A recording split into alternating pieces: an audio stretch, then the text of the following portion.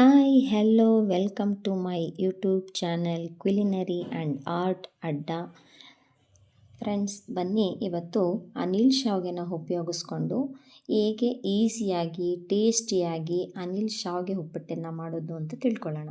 ಇದಕ್ಕೆ ಬೇಕಾಗಿರೋ ಸಾಮಗ್ರಿ: ಟೊಮೆಟೊ, ಕಾಯಿ ತುರಿ, ನಿಂಬೆಹಣ್ಣು, ಈರುಳ್ಳಿ, ಕ್ಯಾಪ್ಸಿಕಮ್, ಕರಿಬೇವು, ಕೊತ್ತಂಬರಿ ಸೊಪ್ಪು ಮತ್ತು ಹಸಿಮೆಣ್ಸಿನ್ಕಾಯಿ. ತರಕಾರಿ ಕೂಡ ಬೇಕಾಗುತ್ತೆ: ಗೆಡ್ಡೆಕೋಸು, ಕ್ಯಾರೆಟು, ಹಸಿ ಬಟಾಣಿ, ಬೀನ್ಸ್. ಇದಕ್ಕೆ ಬೇಕಾಗಿರೋ ಒಗ್ಗರಣೆ ಸಾಮಾನು ಕೂಡ ನಾನು ಸೈಡಲ್ಲಿ ಇಟ್ಕೊಂಡಿದ್ದೀನಿ. ಮತ್ತು ರುಚಿಗೆ ತಕ್ಕಷ್ಟು ಉಪ್ಪು, ಎಣ್ಣೆ ಮತ್ತು ಅರಿಶಿನ. ಈಗ ಒಂದು ಪಾತ್ರೆ ಇಟ್ಟು ಅದಕ್ಕೆ ಸ್ವಲ್ಪ ಉಪ್ಪು ಹಾಕಿ ಎಲ್ಲ ತರಕಾರಿಗಳನ್ನು ಹಾಕಿ ಸ್ವಲ್ಪ ಚೆನ್ನಾಗಿ ಬೇಯಿಸ್ಕೊಳ್ಳೋಣ. ಮತ್ತೊಂದು ಕಡೆ ಸ್ಟವ್ ಹಚ್ಕೊಂಡು ಬಾಣಲಿ ಇಟ್ಟು ಅದಕ್ಕೆ ನೀರನ್ನು ಹಾಕಿ ಸ್ವಲ್ಪ ಸಾಲ್ಟ್ ಕೂಡ ಹಾಕಿ 1 ಸ್ಪೂನ್ ಎಣ್ಣೆ ಹಾಕೋಣ. ಎಣ್ಣೆ ಹಾಕೋದ್ರಿಂದ ಶಾವಿಗೆ ಸ್ಟಿಕ್ಕಿನೆಸ್ಸು ಇರಲ್ಲ.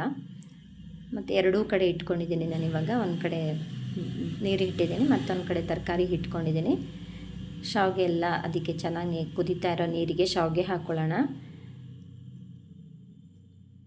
ಒಂದೇ ಅದು ಬಿಸಿ ಇರೋದ್ರಿಂದ ಸ್ವಲ್ಪ ಹೊತ್ತಲ್ಲೇ ಬೇಗ ಬೇಯ್ದುಬಿಡುತ್ತೆ.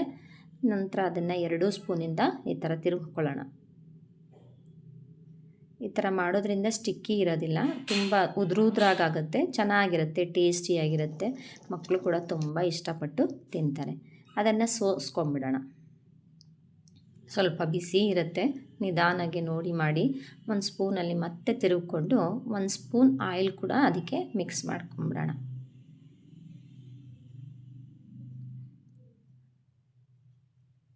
ಅದೆಲ್ಲ ಸ್ಪ್ರೆಡ್ ಮಾಡೋಣ. ಹಾಗೆಯೇ ಸ್ಪ್ರೆಡ್ ಮಾಡಿದ್ರೆ ಅದು ಸ್ಟಿಕ್ಕಿ ಆಗಲ್ಲ, ನೀಟಾಗಿ ಚೆನ್ನಾಗಿ ಕಾಣಿಸುತ್ತೆ, ಚೆನ್ನಾಗಿರುತ್ತೆ. ಮತ್ತು ತರಕಾರಿ ಕೂಡ ಎಲ್ಲ ಸೋಸ್ಕೊಳ್ಳೋಣ.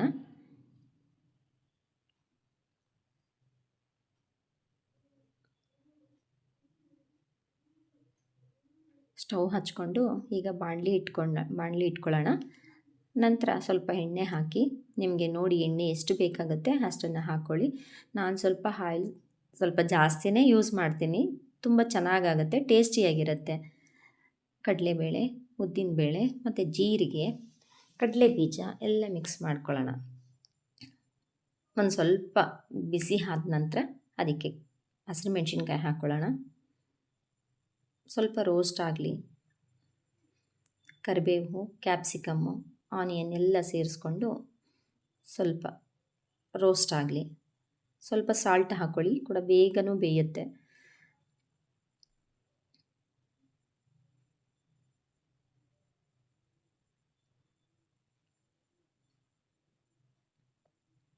ಈಗ ಟೊಮೆಟೊ ಕೂಡ ಹಾಕ್ಕೊಳ್ಳೋಣ. ಈಗ ಟೊಮೆಟೊ ಸ್ವಲ್ಪ ಸ್ಮ್ಯಾಶ್ ಆಗಲಿ, ಎಲ್ಲ ಸ್ವಲ್ಪ ಚೆನ್ನಾಗಿ ಸ್ಮ್ಯಾಶ್ ಆದಮೇಲೆ ಚೆನ್ನಾಗಿರುತ್ತೆ. ಮತ್ತು ಅದಕ್ಕೆ ತರಕಾರಿಗಳನ್ನೆಲ್ಲ ಬೇಯಿಸಿಟ್ಕೊಂಡಿದ್ದೀವಿ ಆಲ್ರೆಡಿ, ಉಪ್ಪೆಲ್ಲ ಹಾಕ್ಕೊಂಡಿದ್ದೀವಿ ನಾವು ತರಕಾರಿಗೆ, ಮತ್ತು ಹಾಕೋ ಅವಶ್ಯಕತೆ ಇಲ್ಲ, ಒಗ್ಗರಣೆಗೆ ಹಾಕ್ಕೊಂಡ್ರೆ ಸಾಕಾಗುತ್ತೆ. ಇದು ನೋಡಿ, ತರಕಾರಿ ಎಲ್ಲ ಹಾಕಾದ್ಮೇಲೆ ಎಷ್ಟು ಕಲರ್ಫುಲ್ಲಾಗಿ ಕಾಣಿಸ್ತಿದೆ ಅಲ್ವಾ? ಈ ಥರ ಮಕ್ಳಿಗೆ ಮಾಡಿಕೊಟ್ರೆ ತುಂಬ ಟೇಸ್ಟಿಯಾಗಿರುತ್ತೆ. ಮಕ್ಕಳು ತರಕಾರಿ ಕೂಡ ಅವಾಯ್ಡ್ ಮಾಡಲ್ಲ, ತುಂಬ ಖುಷಿಪಟ್ಟು ತರಕಾರಿನೂ ತಿಂತಾರೆ, ಹೊಟ್ಟೆ ತುಂಬ ತಿಂತಾರೆ. ಈಗ ಶಾವಿಗೆ ಕೂಡ ಎಲ್ಲ ಅದನ್ನು ನಾವು ಆಲ್ರೆಡಿ ಬಾಯ್ಲ್ ಮಾಡಿ ಇಟ್ಕೊಂಡಿದ್ವಲ್ವ, ಅದನ್ನು ಶಾವಿಗೆ ಮಿಕ್ಸ್ ಮಾಡ್ಕೊಳ್ಳೋಣ. ಸ್ವಲ್ಪ ಕೈಯಲ್ಲಿ ಉದುರಾಗಿ ಮಾಡಿಕೊಂಡ್ರೆ ಅದು ಸ್ಟಿಕ್ಕಿ ಆಗಲ್ಲ, ನೀಟಾಗಿ ಇರುತ್ತೆ, ಚೆನ್ನಾಗಿ ಉದುರಾಗುತ್ತೆ. ಒಂದು ಸ್ಪೂನಲ್ಲಿ ಅದನ್ನು ತಿರುಗಿ ಹಾಕ್ಕೊಳ್ಳೋಣ. ನೋಡಿ ಎಷ್ಟು ಕಲರ್ಫುಲ್ಲಾಗಿ ಕಾಣಿಸ್ತಾ ಇದೆ ಅಲ್ವಾ? ಈ ಥರ ಕಲರ್ಫುಲ್ಲಾಗಿ ಮಾಡಿಕೊಂಡ್ರೆ ಯಾವ ಮಕ್ಕಳು ತಾನೇ ಇಷ್ಟಪಟ್ಟು ತಿನ್ನಲ್ಲ. ತುಂಬ ಈಸಿಯಾಗಿರುತ್ತೆ, ತುಂಬ ಚೆನ್ನಾಗಿರುತ್ತೆ.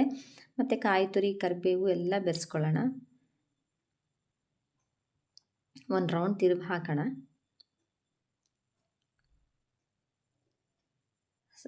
ಸ್ಟವ್ನ ಸ್ವಲ್ಪ ಸಿಮ್ಮಲ್ಲಿ ಹಾಕಿ ನಿಧಾನಕ್ಕೆ ಅದನ್ನು ಲಿಡ್ ಕ್ಲೋಸ್ ಮಾಡಿ ಒಂದು ಸ್ವಲ್ಪ ನಿಂಬೆಹಣ್ಣು ಹಾಕಿ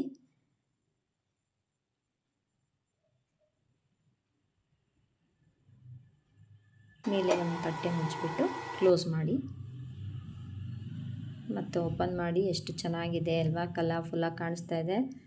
ಈಗ ಒಂದು ಬೌಲ್ ತೊಗೊಂಡು ಸರ್ವ್ ಮಾಡೋಣ.